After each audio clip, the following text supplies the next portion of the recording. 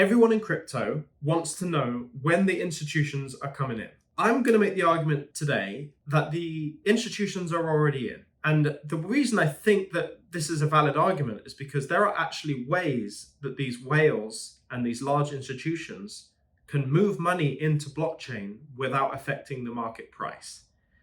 I'm going to explain all of the various ways that institutions get into crypto without you knowing. Let's go. So I've been working with some high net worth individuals behind the scenes here, essentially connecting them to the right places to buy crypto and the right places to store their assets. And there's a whole range of things that can be done for high net worth individuals at this stage of the market. When the time comes when the market shifts and we have that new bull run, many of you will be in that category at that point. But for now, people who are in that situation right now, I'm exploring different opportunities for them and understanding how these larger players work. One of the conversations, in fact, it wasn't just one, it's been many conversations, have been around the idea of buying vast amounts of cryptocurrency. And in those conversations, it has always come up about reducing market impact. Now, when we're reducing market impact, they look at a variety of different things that they can do and methods that they can do it to where you can enter the market without moving the price on the open market. One thing that always comes up, and it's just the standard way to go, is OTC. That's over the counter. Now, over the counter is more like a wholesale way of getting cryptocurrencies rather than going to a public exchange and buying off that kind of public market. Now, the reason they go to OTC is because OTC has significantly lower fees. The problem is, the reason why you're likely not involved with OTC is because either you didn't know about it or you're not trading at a high enough volume in order to warrant OTC or even get through the door, get your foot in the door with these conversations about OTC. So I've heard minimums in the trade values from $50,000 all the way up to $150,000, that is. So if you're not trading every single time at that volume, then you wouldn't necessarily come across OTC anyway. But these people that I've been working with are, and I think it's indicative that these people who are high net worth individuals will also be acting in a similar way to the institution. So hence why I'm drawing this conclusion. One of the ways that they do this, that's super interesting, is called dark pools. Now, dark pools are actually private exchanges. So not like Coinbase, for example, that's a public exchange. They go to a private exchange to do their deals. And they can trade all of their assets without actually ever taking those trades into a public forum.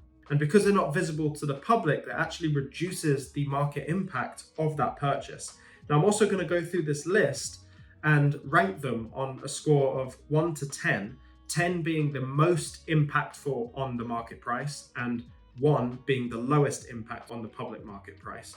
And dark pools comes in at a score of 2, right? It barely even moves the price. Sometimes it can take a long time to do it because you can slowly buy on this exchange over time, or you can do it all at once. And depending on how you do that, depends on one, how quick it is, and also how much market impact there is as well. Now, this one's really interesting, right?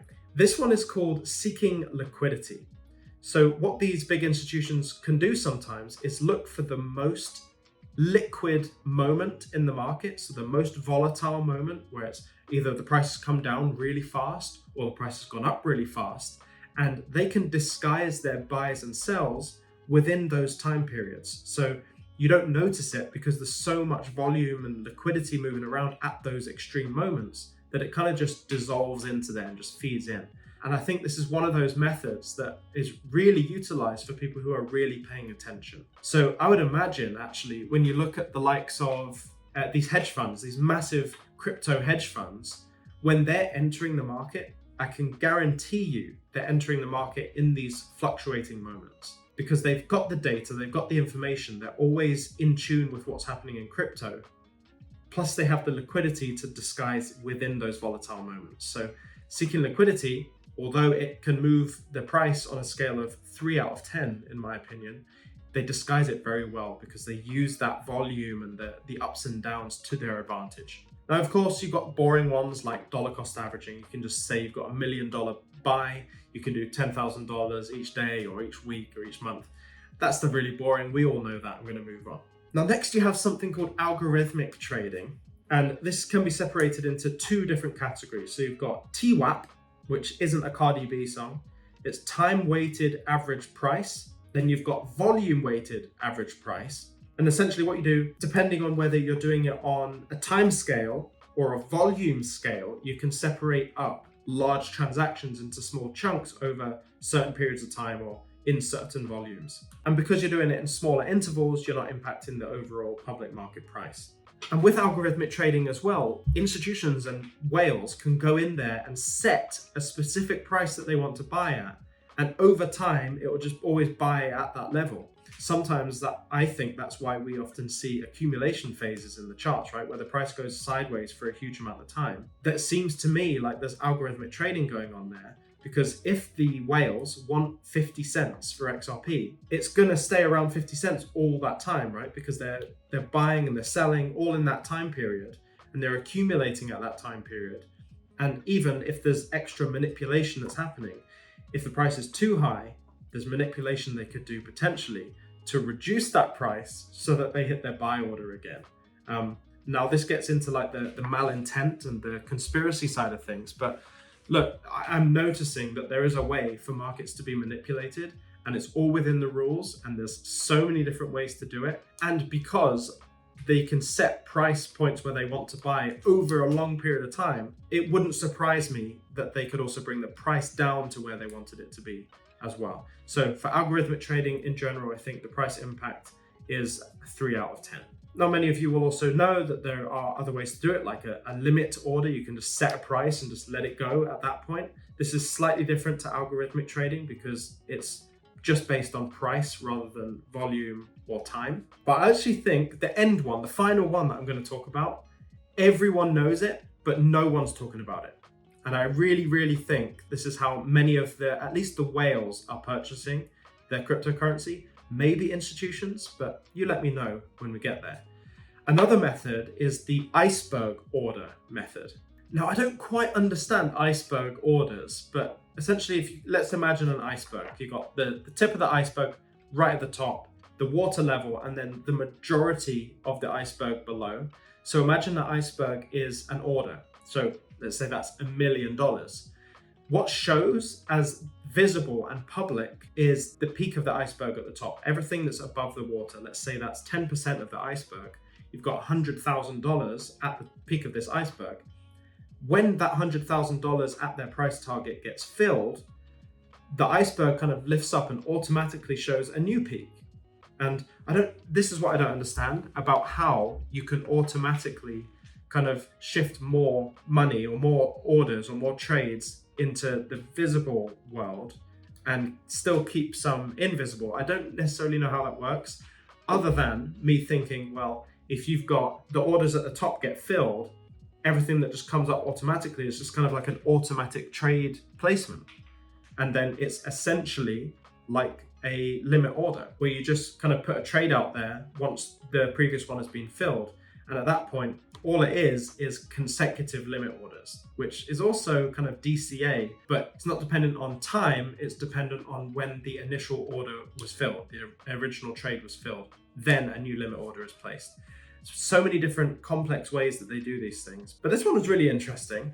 They actually also use very low profile exchanges. So not your Coinbase, not your Bitstamp. They will use like lesser known exchanges to do their trades. And actually what they do is they impact that exchange quite significantly, but it doesn't impact the market price for that asset. So you'll see sometimes where you're on, let's say you're on Bitstamp, for example, and I've just said that twice, but it's just an example.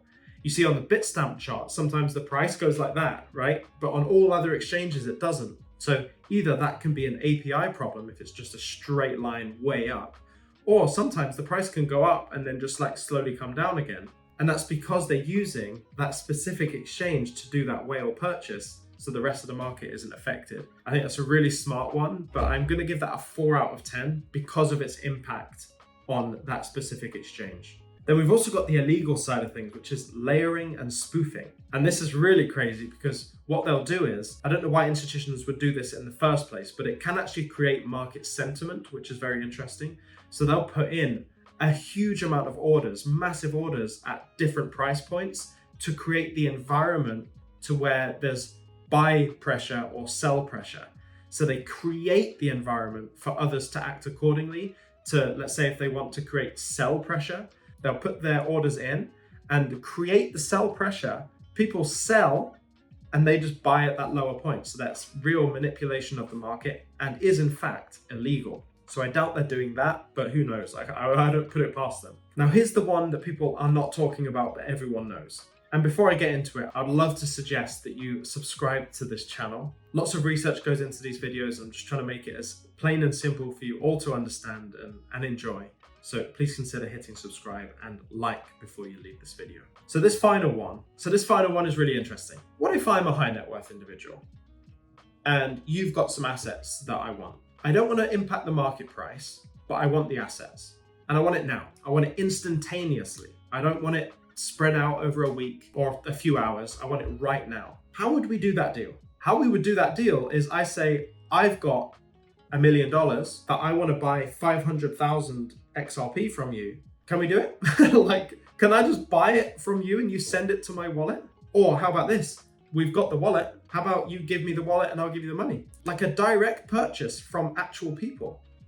Doesn't impact the market price because it's basically the assets have stayed in situ. They haven't moved at all. But I've got the assets now and you've got the money. Now, of course, you would want other things in place to protect yourself. You would want to maybe do that through an escrow feature. You can do that on the Zum app through their kind of escrow thing. So you could almost have it to where there's an atomic swap. As soon as something happens, an event is triggered, there's an atomic swap where the money transfers and I get the assets. Doesn't impact the market at all.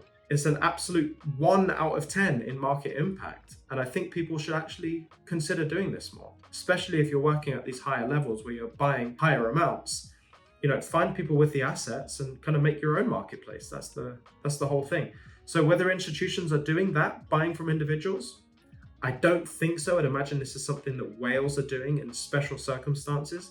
But absolutely, if you don't want to impact the market, that is the best way to do it. In general, though, the service providers that offer over-the-counter services for cheaper are implementing, algorithmic trading. They're doing all kinds of things. They can do their seeking liquidity. They can use dark pools. These OTC providers can do all of these cool things. And these are just opportunities available for high net worth individuals buying large volumes of crypto. So putting 2 and 2 together, the institutions could very well be using some of these things. What is the conclusion for me? Well, it means that if there are ways for institutions to get into crypto and they can do it without impacting the market, I think they are doing that. I think they're deliberately coming in. They can manipulate things as we've seen, but I don't think they want to come in and change the market drastically. I think they want to enter in those volume trades like those hedge funds would do, or algorithmic trading, or Iceberg Orders. Many of these things they will actually be doing if they are in fact in crypto right now. There is another alternative where they're not in crypto right now. Maybe there's not enough regulatory clarity, which is crazy for XRP, but crypto in general. Maybe they're just not in at all. At the very least, I think this video highlights how there is a very good chance that if they wanted to be in, they would already be in, and these are the methods that they would have used. Thank you very much for watching this entire video. If you want to see my other videos and see the other styles of content I've made as well, like going to New York and bringing you all along in kind of a vlog style, then make sure you hit that video there and watch the whole trip to New York. That was super interesting. If you want to subscribe, click my face right there. Stay emotionless, and I'll see you in the next one.